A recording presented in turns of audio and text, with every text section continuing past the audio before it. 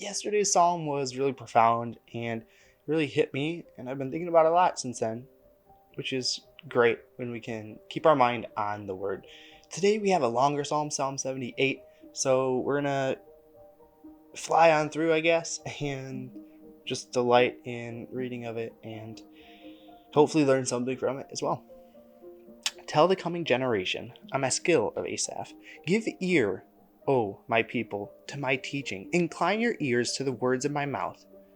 I will open my mouth in a parable. I will utter dark sayings from of old, things that we have heard and known that our fathers have told us. We will not hide them from their children, but tell to the coming generation the glorious deeds of the Lord and his might and the wonders that he has done. He established a testimony in Jacob and appointed a law in Israel, which he commanded our fathers to teach to their children, that the next generation might know them, the children yet unborn, and arise and tell them to their children, so that they should set their hope in God, and not forget the works of God, but keep his commandments, and that they should not be like their fathers, a stubborn and rebellious generation, a generation whose heart was not steadfast, whose spirit was not faithful to God. The Ephraimites, armed with the bow, turned back on the day of battle. They did not keep God's covenant, but refused to walk according to his law. They forgot his works and the wonders that he had shown them. In the sight of their fathers, he performed wonders. In the land of Egypt, in the fields of Zoan, he divided the sea and let them pass through it, and made the waters stand like a heap. In the daytime he led them with a cloud, and at all the night with a fiery light. He split rocks in the wilderness and gave them drink abundantly as from the deep. He made streams come out of the rock and caused waters to flow down like rivers. Yet they sinned still more against him, rebelling against the Most High in the desert. They tested God in their heart by demanding the food they had craved. They spoke against God, saying, Can God spread a table in the wilderness? He struck the rock so that water gushed out and streams overflowed. Can he also give bread or provide meat for his people? Therefore, when the Lord heard, he was full of wrath.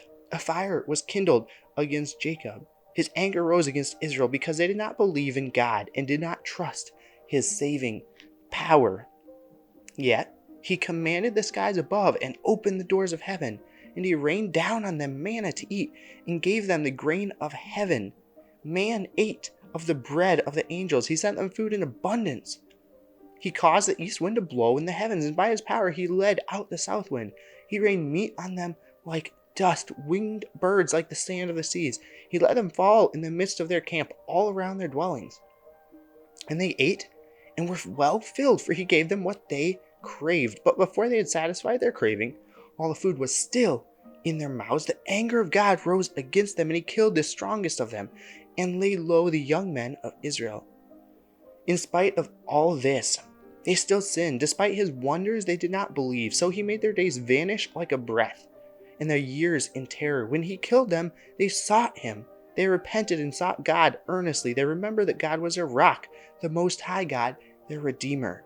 But they flattered him with their mouths. They lied to him with their tongues. Their heart was not steadfast toward him. They were not faithful to his covenant. Yet he, being compassionate, atoned for their iniquity and did not destroy them. He restrained his anger often and did not stir up all his wrath. He remembered that they were but flesh, a wind that passes and comes not again. How often they rebelled against him in the wilderness and grieved him in the desert. They tested God again and again and provoked the Holy One of Israel. They did not remember his power or the day when he redeemed them from the foe, when he performed his signs in Egypt and his marvels in the fields of Zoan. He turned their rivers to blood so that they could not drink of their streams. He sent among them swarms of flies, which devoured them, and frogs, which destroyed them. He gave their crops to the destroying locust, and the fruit of their labor to the locust. He destroyed their vines with hail, and their sycamores with frost. He gave over their cattle to the hail, and their flocks to thunderbolts. He let loose on them his burning anger, wrath, indignation, and distress, a company of destroying angels. He made a path for his anger. He did not spare them from death, but gave their lives over to the plague.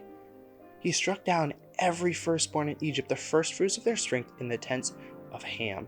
Then he led out his people like sheep and guided them in the wilderness like a flock. He led them in safety so that they were not afraid, but the sea overwhelmed their enemies, And he brought them to his holy land, to the mountain which his right hand had won. He drove out nations before them. He apportioned them for a possession, and settled the tribes of Israel in their tents. Yet they tested and rebelled against the Most High God, and did not keep his testimonies, but turned away and acted treacherously. Like their fathers, they twisted like a deceitful bow, for they provoked him to anger with their high places. They moved him to jealousy with their idols. When God heard, he was full of wrath, and he utterly rejected Israel. He forsook his dwelling at Shiloh, the tent where he dwelt among mankind, and delivered his power to captivity, his glory to the hand of the foe. He gave his people over to the sword, and vented his wrath on his heritage. Fire devoured their young men, and their young women had no marriage song.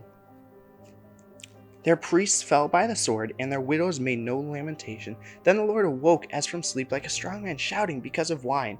And he put his adversaries to rout. He put them to everlasting shame.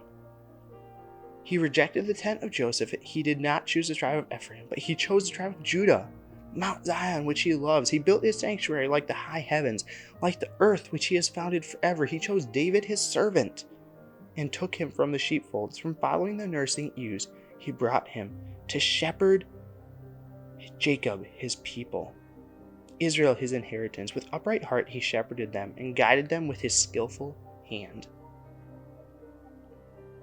It's an interesting retelling of